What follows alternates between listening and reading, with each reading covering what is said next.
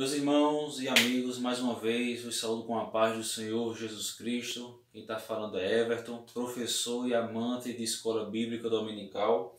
Iremos iniciar agora o capítulo 2, onde fala sobre os Evangelhos, a mensagem de Cristo, que tem como tópicos o conceito de Evangelho, a mensagem do Reino de Deus e a mensagem da salvação. Então, muito boa aqui para o nosso aprendizado, o capítulo número 2 da nossa lição, número 8, onde fala sobre a lei e os evangelhos revelam a Jesus Cristo. Meus irmãos, só para vocês terem uma ideia, o nome evangelho, ele vem do grego euangelion, onde eu significa bom, né? É a junção de duas palavrinhas, né? Euangelion, né? Então, eu significa bom e angélio significa mensagem, ou seja, uma boa mensagem, as boas novas, uma boa notícia. Então, a tradução de evangelho é as boas novas, uma boa mensagem ou uma boa notícia, certo? Então, os evangelistas, eles eram chamados de os portadores das boas novas. Então, aqueles que levavam a mensagem divina, a mensagem de Cristo, eles eram conhecidos como os portadores das boas novas, certo? No Novo Testamento, o foco é Cristo. O Antigo Testamento tinha suas leis, teve as histórias narrativas ali, mas o Antigo Testamento apontava para Cristo, né? Apontava para Cristo a consumação de tudo. Então, Cristo, ou seja, no Novo Testamento o foco é Cristo. Ou seja, um quarto do Novo Testamento, ele fala sobre um quarto de toda a literatura do Novo Testamento, fala sobre o julgamento, a crucificação e a ressurreição de Cristo. Então, Cristo, ele é o foco, ele é o alvo principal, ele é o tema principal, ele é o ser principal do Novo Testamento, certo? Ou seja, como fala aqui da lição, né, o conceito de evangelho, já falei aqui para vocês, que é de euangelion no grego, significa eu bom, e angélio mensagem, boas notícias. Vou repetir, né? O foco aqui é Cristo no Novo Testamento. Então, um quarto de toda a literatura do Novo Testamento fala sobre julgamento, crucificação e a ressurreição de Cristo. E uma das grandes mensagens de Cristo é o arrependimento.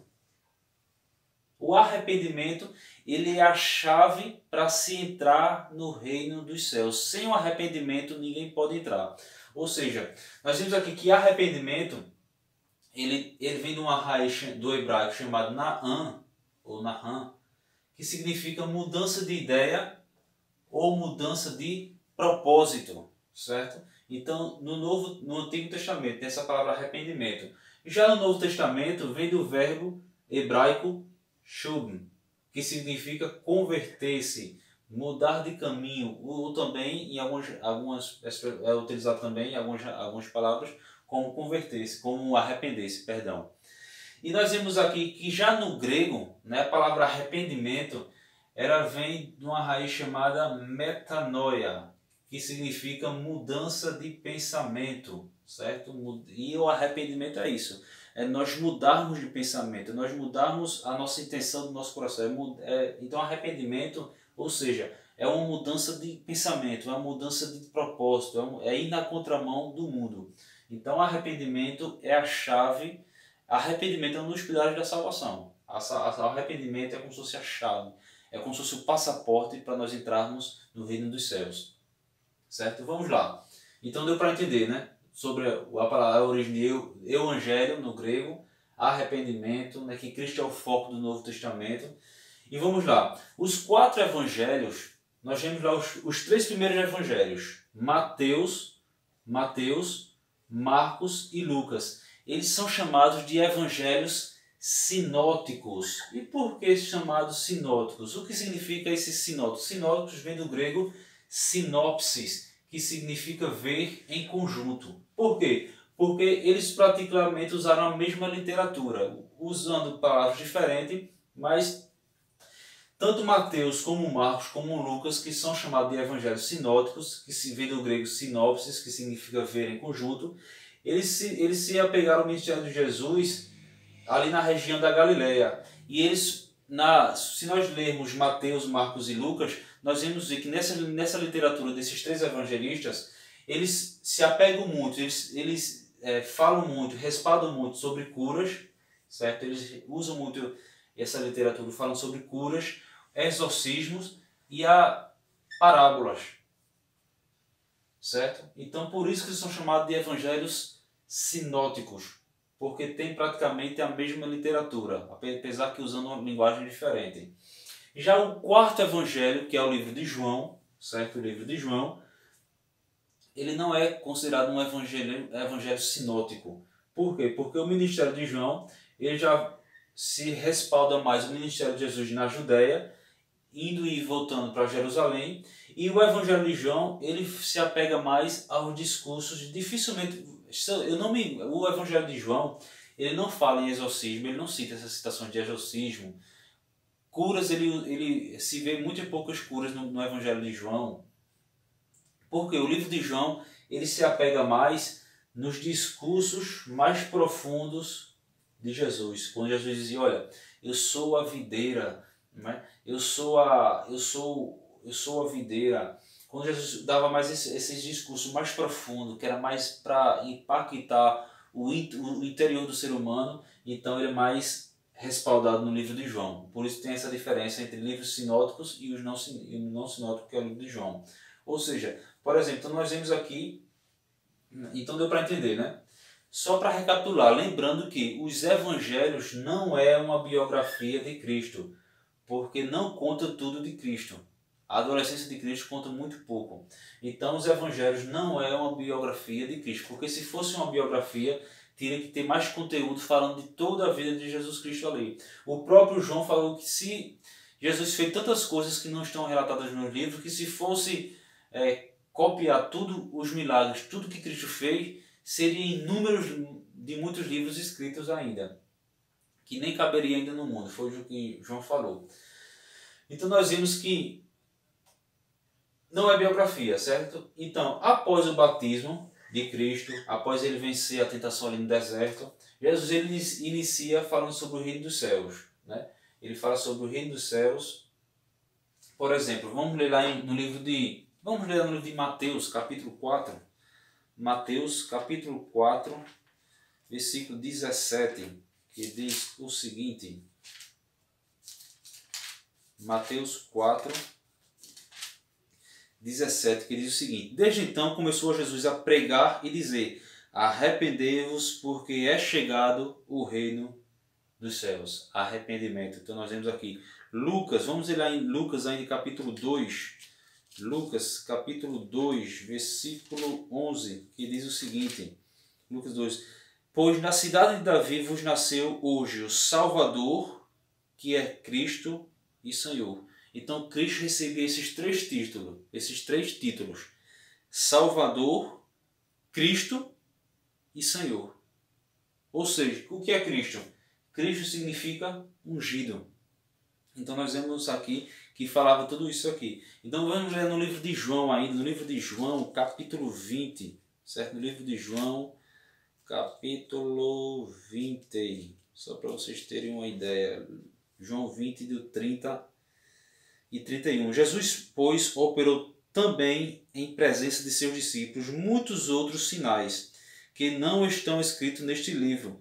Estes, porém, foram escritos para que creiais que Jesus é o Cristo, o Filho de Deus, para que crendo tenhais vida em seu nome.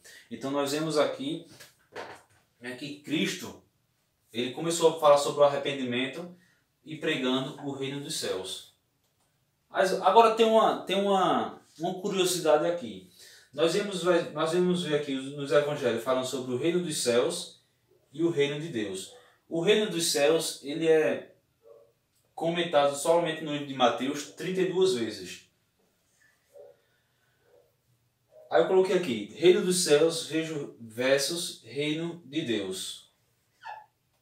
Muitas vezes nos evangelhos se usava muito essa expressão reino dos céus, porque os judeus eles tinham por hábito de não usar o nome de Deus para falar, como é que eu posso dizer? no dia a dia, no comum, eles tinham em mente que o nome de Deus era um nome muito santo e não poderia estar falando em qualquer conversa. Apesar que, claro que se evangelizando não é qualquer conversa, mas tinha esse temor, tinha esse cuidado para não falar o nome de Deus em vão. Então muitas vezes eles usavam o reino dos céus, que simbolizava que era a mesma coisa que o reino dos céus, que o reino de Deus. Então eles usavam mais o reino dos céus, porque eles tinham esse cuidado de não querer falar o nome de Deus em vão. Então nós vemos aqui que tinha isso aqui. Já na lição aqui mais passada, só para vocês terem uma ideia, por que os judeus eles esperavam um libertador político. Os judeus esperavam um libertador político. Mas Jesus ele veio libertar, não do político, não do jugo romano, que era o império da época, mas do pecado.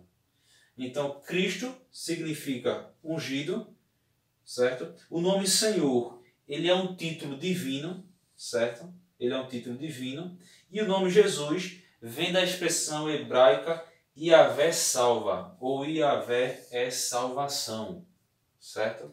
Então, só para vocês entenderem aqui uma rápida explanada aqui da lição, vamos ler ainda no livro de Timóteo, capítulo 1, 1 Timóteo, capítulo 1, versículo 15, diz o seguinte: esta é uma palavra fiel e digna de toda aceitação, que Cristo Jesus veio ao mundo para salvar os pecadores, dos quais eu sou o principal. Então Cristo veio nos salvar de todo o pecado. Então vamos ler ainda no livro de Marcos, capítulo 16. Livro de Marcos, capítulo 16, versículo 16. Livro de Marcos 16, que diz o seguinte: quem crer e for batizado será salvo, mas quem não crer será condenado. Então a palavra de Deus tinha essa expressão, né? Se creres, serás salvo. Se não creres, será condenado. Então nós vemos que a palavra de Deus tem essa importância. Vamos ler para finalizar aqui no livro de Lucas, capítulo 19, versículo do 8 ao 10. E levantando-se Zaqueu, disse ao Senhor: Senhor, eis que dou aos pobres metade dos meus bens, e se de alguma coisa tenho defraudado alguém, o restituo quadruplicado. E disse-lhe Jesus: hoje veio salvação a esta casa, pois também este é filho de Abraão, porque o Filho do Homem veio buscar e salvar o que havia se perdido. Onde o Evangelho de Cristo chega, a mudança. Zaqueu era um cobrador de impostos que era corrupto, mas a partir do momento que ele conheceu Cristo e Cristo foi à casa dele, a salvação veio na casa dele, Jesus disse: olha, hoje veio salvação na tua casa. Então o Evangelho transforma as pessoas e nos leva ao arrependimento. Quando a lei mostrava o pecado, o Novo Testamento fala principalmente sobre o arrependimento. Amém, meus irmãos? Paz do Senhor para vocês. Já estaremos iniciando o capítulo 3 aqui da lição.